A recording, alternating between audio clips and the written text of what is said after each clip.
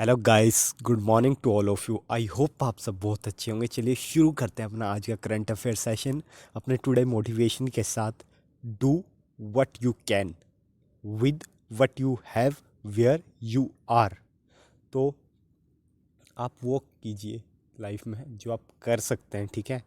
और वो आप जो भी आपके पास है और आप जहाँ भी हैं, ठीक है, आप उसके साथ वो कीजिए जो आप कर सकते हैं। कहने का मतलब है कि अभी आप लाइफ की किसी भी सिचुएशन में हैं, ठीक है, आपके पास जो भी रिसोर्सेज हैं, ठीक है, आप कहाँ कहीं भी है, ठीक है, आपकी कोई मैटर नहीं करता क्या एज है, कुछ भी है, ठीक है, आप इस टाइम वो करिए जो आप कर सकते हैं, जो आप में पोटेंशियल है, ठीक है, करने का, जो भी आपका ड्रीम्स है, जो भी आपका सपना है, ठीक है, उस पर फोकस कीजिए, ठीक है गाइस। चलिए बढ़ते हैं आगे। Question number 1। गवर्नमेंट ने अप्रूव करी है PLI scheme, production link initiative scheme for. तो इसका सही आंसर हो जाएगा number 4, both A and C, drones और ड्रोन्स कंपोनेंट्स के लिए, ठीक है। चलिए इसके बारे में पढ़ लेते हैं। गवर्नमेंट ने अप्रूव करी है production link initiative scheme for drones and drone component for implementation during 2022 and 23 to 2024 to 25, ठीक है, with an outlay of 120 crore rupees, ठीक है। स्कीम ये इम्प्लीमेंट करी जाएगी by ministry of civil aviation के द्वारा, ठीक है। मिनिस्ट्री का कहना है कि इसका ऑब्जेक्टिव ये है स्कीम का, to incentivise the manufacturing of, ताकि हमारी कंट्री में मैन्युफैक्चरिंग बढ़े ड्रोन्स की भी और ड्रोन कंपोनेंट्स की भी, ठीक है। आपको पता ही कि इस टाइम ड्रोन का काफ़ी बड़ी मार्केट है, क्योंकि ड्रोन बहुत ज़्यादा बढ़ रहे हैं इस टाइम, ठीक है, in the country with focus to make, ताकि हम made in India drones manufacture कर सके, ठीक है। Ministry also said that the scheme will be provided only to companies engaged in the manufacturing of drones and drone components in India। ये scheme सिर्फ उन्हीं companies को दी जाएगी जो ड्रोन्स इंडिया में मैन्युफैक्चर कर रहे होंगे, ठीक है। और ये स्कीम्स कुछ गाइडलाइंस है, ये स्कीम उन्हीं को मिल बेनिफिट उन्हीं को मिलेगा जिनका मिनिमम जो एनुअल सेल्स टर्नओवर है ना, for claiming the benefit of PLI, वो कम से कम 2 करोड़ हो, ठीक है, ड्रोन्स के लिए, और 50 लाख हो ड्रोन्स के कंपोनेंट के लिए, segment for MSME and startups, ठीक है। और जो नॉन एमएसएमई कंपनीज हैं उनका एनुअल सेल टर्नओवर हो कम से कम 4 करोड़ रुपए, ठीक है, for drones, and 1 crore rupees for component segment, ठीक है। तो ध्यान रखेंगे आप इस चीज़ का, ठीक है। चलिए बढ़ते हैं आगे। नेक्स्ट क्वेश्चन आपको बताना है, 2 दिसंबर को क्या ऑब्जर्व किया जाता है? International day for the abolition of slavery, ठीक है, नेशनल पोल्यूशन कंट्रोल डे, या फिर वर्ल्ड कंप्यूटर लिटरेसी डे। तो इसका सही आंसर हो जाएगा नंबर 4, ऑल ऑफ दी। अब 2 दिसंबर को ये सारे डे ऑब्जर्व किए जाते हैं, ठीक है। तो 2 दिसंबर को वर्ल्ड कंप्यूटर लिटरेसी डे भी ऑब्जर्व किया जाता है, ठीक है। International day for the abolition of slavery भी ऑब्जर्व किया जाता है। और ये इसलिए ऑब्जर्व किया जाता है ताकि लोगों को अवेयर किया जा सके मॉडर्न स्लेवरी के बारे में, ठीक है। और आपको पता है कम से कम 40 मिलियन लोग हैं जो आज भी विक्टिम है मॉडर्न स्लेवरी के। और कॉन्स्टिट्यूशन ऑफ इंडिया का आर्टिकल 23 ऑफ प्रोहिबिट करता है human trafficking and begar to protect the million of unprivileged and deprived people of the country. This right is available to citizen as well non citizens, ठीक है। तो इस चीज़ का आप ध्यान रखेंगे। और 2 दिसंबर को नेशनल पोल्यूशन कंट्रोल डे भी सेलिब्रेट किया जाता है, ठीक है, ताकि it rise the awareness about pollution and it's hazardous effect. तो इस चीज़ का आप ध्यान रखेंगे, नेशनल पोल्यूशन कंट्रोल डे आप देख सकते हैं, ठीक है। इंटरनेशनल डे अगेंस्ट स्लेवरी, ठीक है। The moment the slave resolve that he will no longer be a slave his fetter fell, ठीक है। इस चीज़ का आप ध्यान रखेंगे। Freedom and slavery are mental state by Mahatma Gandhi, ठीक है। और ये वर्ल्ड कंप्यूटर लिटरेसी डे, ठीक है, आप देख सकते हैं। नेक्स्ट क्वेश्चन, यूएसए और जापान ने अनाउंस किए fresh sanction on which country. तो इसका सही आंसर हो जाएगा आपका नॉर्थ कोरिया, ठीक है। नॉर्थ कोरिया ने, आपको पता ही है कि मिसाइल के टेस्ट किए थे, ठीक है। इंटरकॉन्टिनेंटल बिलास्टिक मिसाइल्स है वो लॉन्च करी थी उन्होंने नवंबर 18 को, ठीक है। और उसके बाद ही आपको पता है कि काफ़ी पैनिक हो गया है जापान में, ठीक है। तो वही है कि अभी यूएसए और जापान ने मिलके सैंक्शन, फ्रेश सैंक्शन लगा दिए नॉर्थ कोरिया पे, ठीक है। नॉर्थ कोरिया की कैपिटल क्या है? प्योंगयांग, ठीक है, इसकी कैपिटल है, ठीक है। इस चीज़ का आप ध्यान रखेंगे। आप ये देख सकते हैं, नॉर्थ कोरिया और साउथ कोरिया को जो डिवाइड करती है लाइन, उसे कहते हैं 38 पैरेलल लाइन, ठीक है। इस चीज़ को भी ध्यान रखेंगे। और साउथ कोरिया की कैपिटल है सियोल, ठीक है। Next question, recruitment to Indian railway management services IRMS will be done by which agency? तो गवर्नमेंट ऑफ इंडिया, अब जो ये नई सर्विस है इंडियन रेलवे मैनेजमेंट सर्विस, इसकी रिक्रूटमेंट अब यूपीएससी करेगी, ठीक है। द यूपी और यूपीएससी ये नेक्स्ट ईयर से करेगी, ठीक है। और एक स्पेशली मतलब एग्ज़ाम को डिज़ाइन किया जाएगा, ठीक है। ये भी, इसका एग्ज़ाम भी वैसे ही होगा जैसे यूपीएससी सिविल सर्विसेज का एग्ज़ाम होता है, ठीक है। कि पहले प्रीलिम्स होगा, फिर मेंस होगा, फिर रिटन एग्जामिनेशन होगा, ठीक है। मतलब मेंस, रिटन एग्जामिनेशन होगा और फिर इंटरव्यू होगा, ठीक है। 3 स्टेजेस में एग्ज़ाम कंडक्ट होगा इसका भी। और जो भी एलिजिबल कैंडिडेट हैं उन्हें पहले सिविल सर्विसेज का जो प्रीलिम्स है वो पास करना पड़ेगा। फिर जो लोग उसे पास कर लेंगे, फिर उनका स्पेशली मेंस एग्ज़ाम होगा एक शायद अलग तरह से, ठीक है। जो आप मेंस देते हैं उससे अलग होगा IRMS वालों का।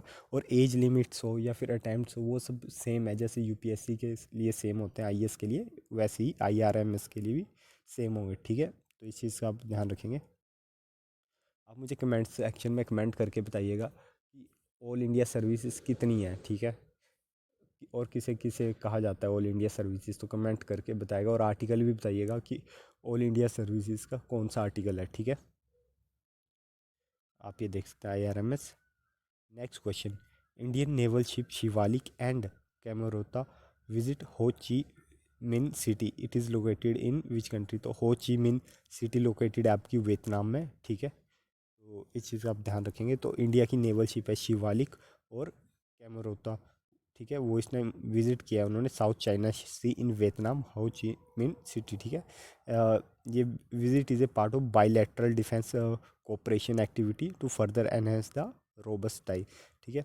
और ये दोनों देश की नेवीज इस साल मार्क कर रही है 50th anniversary of diplomatic relation with India and Vietnam.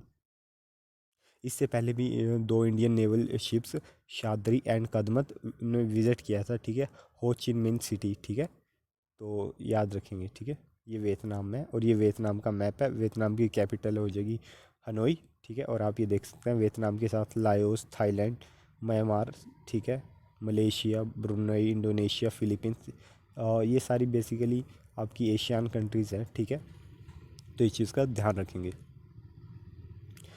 कौन सी कंट्री ने एज्यूम करी है chairmanship of the plenary of the Wassenaar agreement for a year on January 1, 2023? तो इसका सही आंसर हो जाएगा इंडिया। आपको पता है इंडिया ने 1 तारीख को G20 की भी, ठीक है, चेयरमैनशिप एज्यूम करी है, ठीक है। और अभी एक और है वेसिनार एग्रीमेंट, इसकी भी इंडिया ने चेयरमैनशिप वो करी है, ठीक है। तो आपको पता है ये वेसिनार एग्रीमेंट काफ़ी इंपॉर्टेंट अरेंजमेंट, काफ़ी इंपॉर्टेंट है, ठीक है। इंडिया इसकी एज्यूम करेगा चेयरमैनशिप 1 जनवरी 2023 को, ठीक है। और एट दी 26th, जो अभी ना 26 एनुअल वेसिनार अरेंजमेंट जो भी वियना में हुआ है, ठीक है, जो कि नवंबर 30 से दिसंबर 1 तक चला था, उसमें आयरलैंड के एम्बेसडर थे आयोन ओ लैरी, ठीक है। ये हैंड ओवर करेंगे chairmanship to Indian ambassador Jaideep Majumdar को, ठीक है।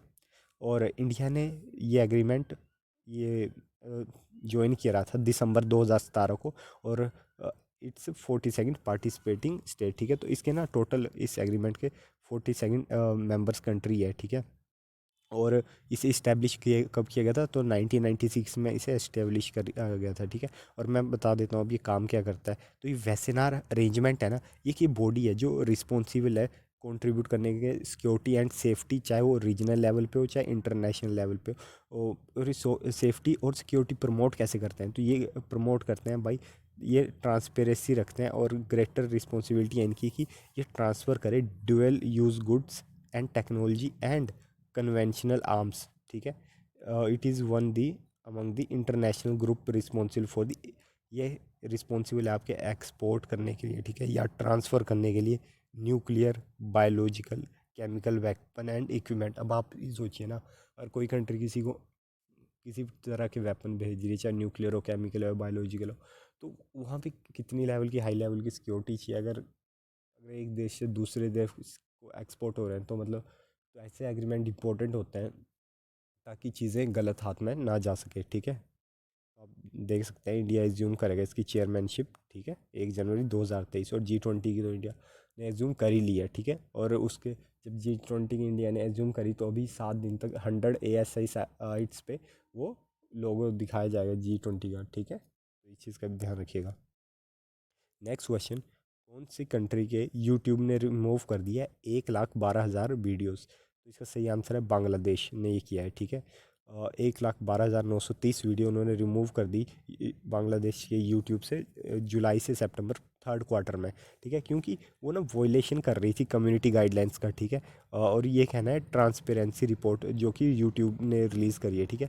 बांग्लादेश का ना रैंक 8वां है, ठीक है, वीडियोज़ रिमूव करवाने में। टॉप पे है इंडिया, ठीक है। अ, और ये ना ऐसा मतलब रिमूव इसलिए करवाई जाती है क्योंकि ये कम्युनिटी गाइडलाइंस को फॉलो नहीं करती है, ठीक है। वहाँ पे ऐसा कंटेंट होता है जो आपकी चाइल्ड सेफ्टी को वॉयलेशन करता है, ठीक है। और इसमें वॉयलेंट और ग्राफिक वीडियोस होता है, न्यूडिटी, सेक्सुअल कंटेंट होता है, ठीक है। जो कम से कम 67% है जिसे रिमूव कराया गया है, ठीक है। तो मतलब ऐसा ही कंटेंट होता है जिसे हमें रिमूव करवाना पड़ता है गवर्नमेंट को, ठीक है। रिपोर्ट का बताना है कि कम से कम 5.8 मिलियन चैनल्स, ठीक है, और 5.6 मिलियन वीडियोस को रिमूव कराया गया है अक्रॉस द ग्लोब, पूरे ग्लोब में, ठीक है, ड्यूरिंग दिस पीरियड। ये 3rd क्वार्टर में इतनी ज़्यादा वीडियोस को और चैनल्स को रिमूव किया गया है क्योंकि जो मेजोरिटी ऑफ चैनल टर्मिनेशन हुआ है ना, वो इसलिए हुआ है क्योंकि वो ये तो स्पैम थे या फिर वो एडल्ट सेक्सुअल कंटेंट प्रोवाइड कर रहे थे और वॉयलेशन कर रहे थे कम्युनिटी गाइडलाइंस का, ठीक है। ये यूट्यूब ट्रांसपेरेंसी की रिपोर्ट का कहना है। तो आप देखेंगे अब यूट्यूब में भी यार एजुकेशन तो है ही है, बट बहुत सारी गलत चीज़ें भी आप स्क्रॉल करते रहेंगे तो आप देखेंगे कि बहुत बार आपकी सुजेशन में गलत गलत चैनल्स पे आए जाते हैं जिनकी कोई ज़रूरत नहीं है आपकी लाइफ में, ठीक है। तो हमेशा ध्यान रखिए कि और कॉन्शियस रहिए कि आप क्या देख रहे हैं, क्या कंज्यूम कर रहे हैं, ठीक है। क्योंकि अल्टीमेटली अगर आप जो देखेंगे ना, जो आपकी हैबिट्स है, हम वही बनते हैं कल को, ठीक है। तो अवेयर रहिएगा कि आप क्या देख रहे हैं, ठीक है, क्या कंज्यूम कर रहे हैं यूट्यूब पे भी, ठीक है। और यूट्यूब चैनल को ना टर्मिनेट कर दिया जाता है अगर उसमें 3 कम्युनिटी गाइडलाइन स्ट्राइक्स आ जाती है ना 90 दिन के अंदर। अगर कोई भी यूट्यूब चैनल पे 3 स्ट्राइक आ गई कंटिन्यूसली तो उस चैनल को टर्मिनेट कर दिया जाता है, ठीक है। और अगर चैनल टर्मिनेट तो उसकी सारी वीडियो ख़त्म, ठीक है। तो इस चीज़ का आप ध्यान रखेंगे। और बांग्लादेश की कैपिटल है ढाका, आप ये देख सकते हैं बांग्लादेश का मैप, ठीक है, इंडिया के साथ। चलिए बढ़ते हैं आगे। आपको बताना कौन सी ऑर्गेनाइजेशन ने लॉन्च किया है retail digital rupee on pilot basis? इसका सही आंसर है आरबीआई, ठीक है। रिजर्व बैंक ऑफ इंडिया ने 1 दिसंबर को लॉन्च किया था रिटेल डिजिटल रुपी, ठीक है, ऑन पायलट बेसिस। अभी पायलट बेसिस पे डिजिटल रुपी लॉन्च किया है, ठीक है। जो सेंट्रल बैंक ने आइडेंटिफाई किए हैं 8 bank for face wise participation, ठीक है। तो पहले फेस में 4 बैंकों में इसे लॉन्च किया जाएगा, ठीक है। और वो 4 बैंक कौन से हैं? State Bank of India, ICIC bank, yes bank, IDFC bank, ठीक है। और पहले 4 सिटीज़ में ही लॉन्च किया जाएगा, मुंबई, न्यू दिल्ली, बेंगलुरु एंड भुवनेश्वर में, ठीक है। तो इस चीज़ का आप ध्यान रखेंगे। जो डिजिटल रुपी है ना, इन दी फॉर्म ऑफ, ये डिजिटल टोकन के फॉर्म में होगा, ठीक है, जो कि लीगल टेंडर होगा, ठीक है। और retail digital rupee transaction can be carried out through the digital wallet on mobile phones, ठीक है, and other device. Only those digital wallet offered by bank participating in the RBI digital rupee program can transact the in digital currency, ठीक है। तो इस चीज़ का आप ध्यान रखेंगे।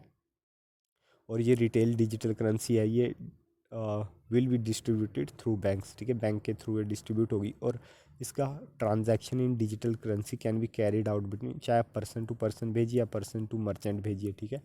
तो आप इसे ऐसे यूज़ कर सकते हैं, ठीक है। अभी पायलट बेसिस पे है, थोड़े टाइम बाद आरबीआई इसे फुली लॉन्च भी कर देगा, ठीक है। आप देख सकते हैं डिजिटल रुपी। नेक्स्ट क्वेश्चन, कौन सी कंट्री ने रिसीव करा है 100 billion remittance in this year according to the World Bank report? तो इसका सही आंसर है इंडिया ने सबसे ज़्यादा रेमिटेंस रिसीव किया है, $100 बिलियन। आप सोच के देखिए, बहुत ज़्यादा होता है $100 बिलियन। और हिस्ट्री में किसी कंट्री ने पहली बार इतना ज़्यादा रेमिटेंस रिसीव किया होगा, ठीक है। ये वर्ल्ड बैंक की रिपोर्ट का कहना है, ठीक है। और फर्स्ट टाइम कोई सिंगल कंट्री यहाँ तक पहुँची है इन नंबर तक, ठीक है। अब होता है कि बहुत सारे इंडियन बाहर जाते हैं कंट्रीज़ में, ठीक है, अर्न करने और अपनी फैमिलीज़ को केयर करने के लिए पैसे भेजते हैं, ठीक है। और the increase was led by the ways rises by strong labour market in the USA and other develop country, ठीक है। और ये मनी एक क्रूशियल सोर्स है हाउस होल्ड इनकम का, ठीक है, इन लो एंड मिडिल इनकम कंट्रीज़ में, ठीक है। नेक्स्ट क्वेश्चन, कौन सी टीम ने विजय हजारे ट्रॉफी जीत ली है, ठीक है। तो इसका सही आंसर है सौराष्ट्र ने ये विजय हजारे ट्रॉफी जीत ली है, ठीक है। और सौराष्ट्र ने महाराष्ट्र को हरा के ये विजय हजारे ट्रॉफी जीत ली है। और ये मैच कहाँ पे हो रहा था, ये हो रहा था नरेंद्र मोदी स्टेडियम इन अहमदाबाद। और हमने अभी पढ़ाई की नरेंद्र मोदी स्टेडियम ने वर्ल्ड रिकॉर्ड बनाया था आईपीएल के फाइनल में, जहाँ पे सबसे ज़्यादा कैपेसिटी थी लोगों को बिठाने की और सबसे ज़्यादा ऑडियंस वहाँ पे थी, ठीक है। और इस स्टेडियम की कैपेसिटी है 1,10,000, जो सबसे ज़्यादा है वर्ल्ड में, ठीक है। तो इस चीज़ का भी आप ध्यान रखेंगे, ठीक है। तो सौराष्ट्र जीत गया है महाराष्ट्र को हरा के। आपको बता दूं कि अभी विजय हजारे ट्रॉफी में ही हमने डिस्कस किया था कि जो महाराष्ट्र के कैप्टन है ऋतुराज गायकवाड़, उन्होंने 7 छक्के मारे थे एक ओवर में, तो वो भी आप ध्यान रखेंगे, ठीक है। तो उन्होंने 43 रन बनाए थे, ठीक है। और उस टाइम उनका मैच हो रहा था यूपी के अगेंस्ट मैच हो रहा था महाराष्ट्र का, तब उन्होंने जब 7 सिक्सेस लगाए थे, ठीक है। तो इस चीज़ का आप ध्यान रखेंगे। आप ये देख सकते हैं विजय हजारे ट्रॉफी, ठीक है। और ये जीत लिया सौराष्ट्र ने, तो ये याद रखिएगा। So guys thanks for watching the video, ठीक है। मिलते हैं कल सुबह अपने करंट अफेयर सेशन में, तब तक टेक केयर। और शेयरिंग इज़ केयरिंग यार, आप शेयर करना चाहे तो आप कर सकते हैं, ठीक है। Take care.